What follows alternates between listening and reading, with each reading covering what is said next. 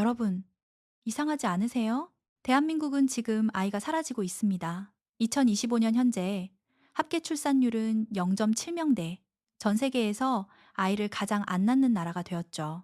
그런데 말입니다. 아이는 사라졌는데 아이에게 쓰는 돈은 역사상 그 어느 때보다 폭발하고 있습니다.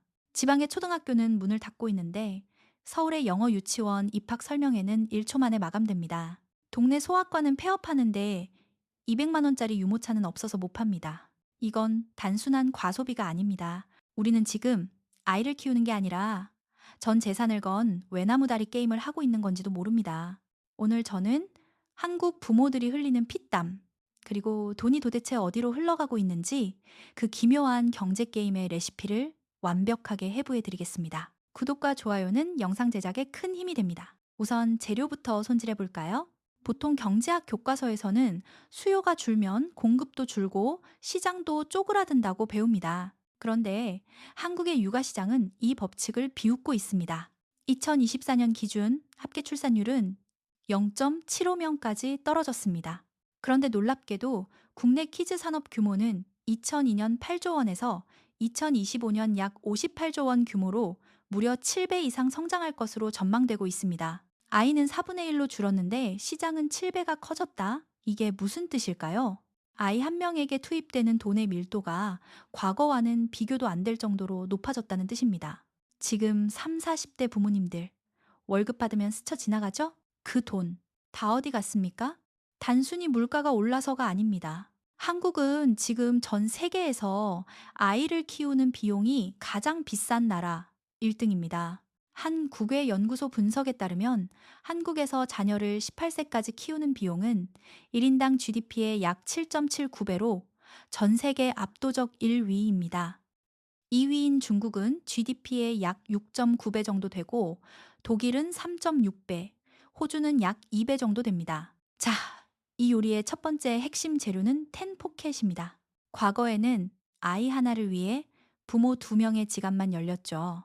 하지만 지금은 아이가 귀하다 보니 친할머니, 외할머니, 이모, 삼촌, 고모, 심지어 부모의 친구들까지 총 10명의 지갑이 한 아이를 향해 열립니다. 이 돈들이 모여서 어디로 갈까요? 바로 VIB라고 하는 Very Important Baby 시장입니다.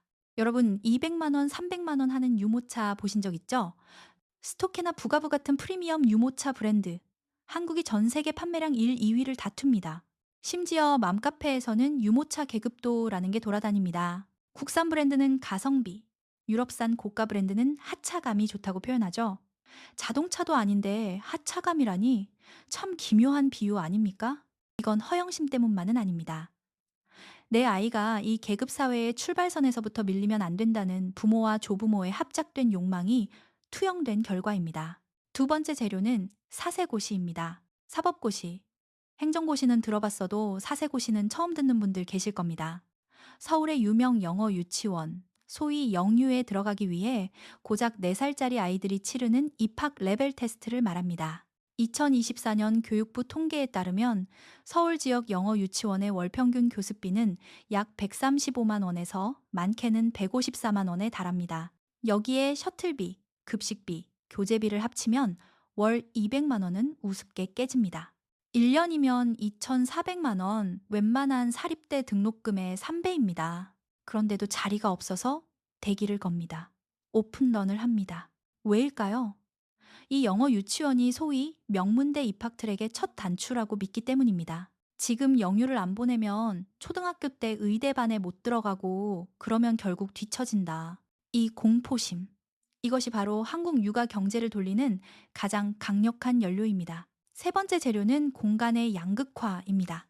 한편에서는 아이들의 출입을 금지하는 노키즈존이 늘어나고 있습니다. 국가인권위원회가 이를 차별행위라고 판단했음에도 불구하고 여전히 많은 카페와 식당이 아이를 거부합니다. 반면 돈을 많이 내면 아이는 왕 대접을 받습니다. 1박에 100만 원이 넘는 5성급 호텔의 키즈풀 패키지, 영어 키즈 텐트 패키지는 예약이 꽉 찹니다. 돈이 없으면 민폐가 되고 돈이 있으면 VIP가 되는 경험. 부모들은 이 차가운 현실을 뼈저리게 느낍니다. 그래서 더더욱 이 경제 게임에서 탈락하지 않으려고 발버둥 치는 겁니다. 자, 이제 겉으로 보이는 현상을 넘어 이 게임의 숨겨진 메커니즘을 깊게 파헤쳐 보겠습니다. 여기서부터는 조금 매운맛입니다. 하지만 꼭 아셔야 합니다.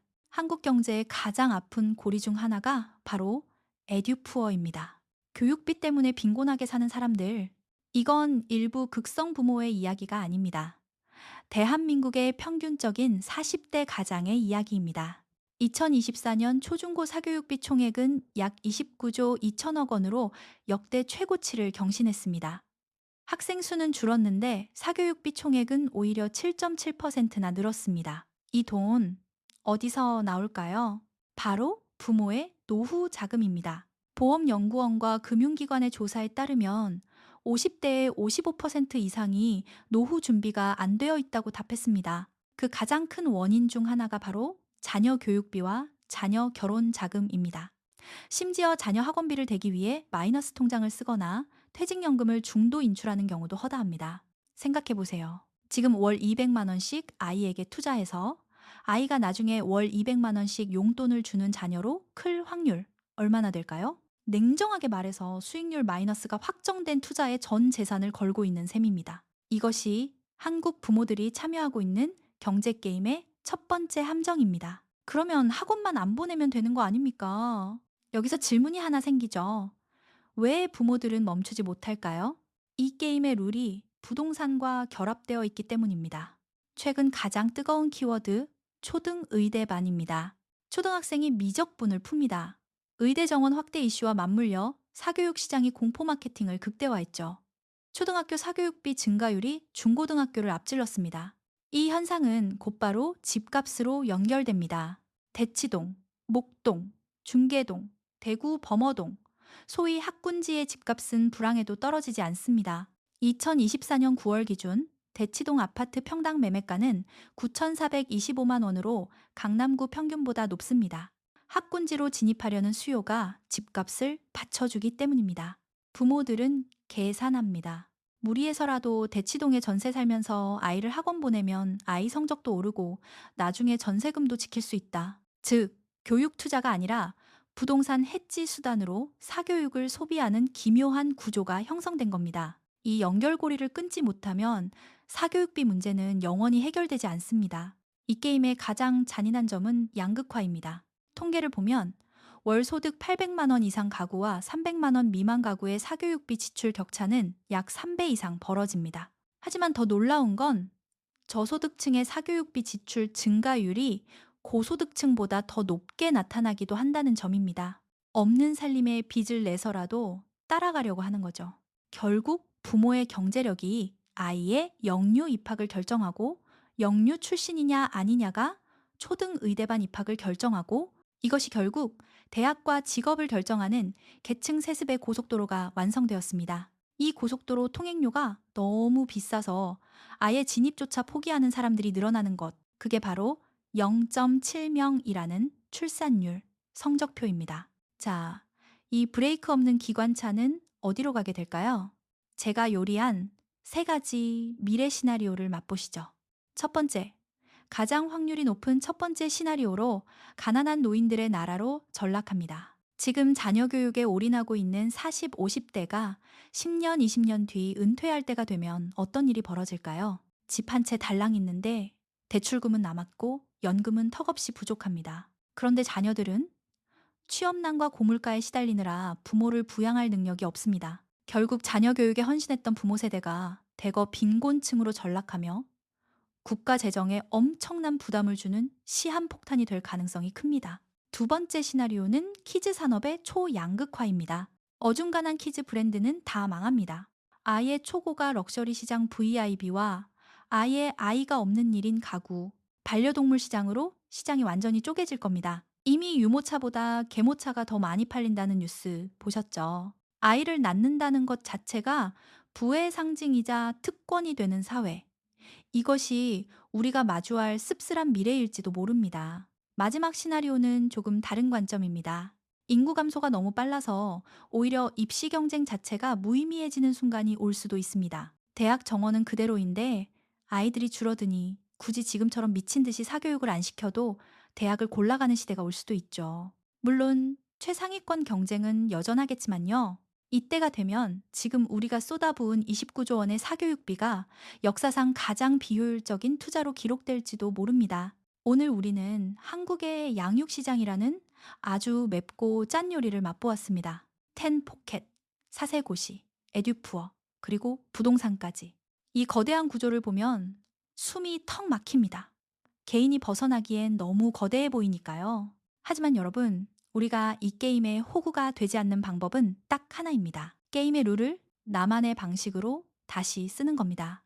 남들이 다 영어 유치원 보낸다고 불안해하며 마이너스 통장을 뚫는 대신 그 돈으로 아이 이름으로 된 미국 주식 계좌를 만들어주면 어떨까요? 영어가 필요 없다는 뜻이 절대 아닙니다. 다만 불안 때문에 하는 교육 소비와 요즘 아이에게 정말 필요한 자산 경제 감각은 서로 다른 문제라는 걸 말씀드리고 싶습니다. 이건 맞다, 틀리다의 문제가 아닙니다. 우리가 선택할 수 있는 또 다른 길이 존재한다는 사실을 조용히 건네드리는 말입니다. 그리고 무엇보다 부모인 여러분의 노후가 안전해야 아이들의 선택지가 더 넓어지고 자유로워집니다. 이건 냉정한 계산이 아니라 세대를 이어가는 책임에 가깝습니다. 부모 세대가 흔들리지 않아야 다음 세대가 좀 더 자유롭게 스스로의 길을 만들어갈 수 있습니다. 여러분의 가정은 지금 누가 만든 게임을 하고 계십니까? 그리고 앞으로는 어떤 게임을 선택하시겠습니까? 오늘 요리가 맛있으셨다면 구독과 좋아요 부탁드립니다.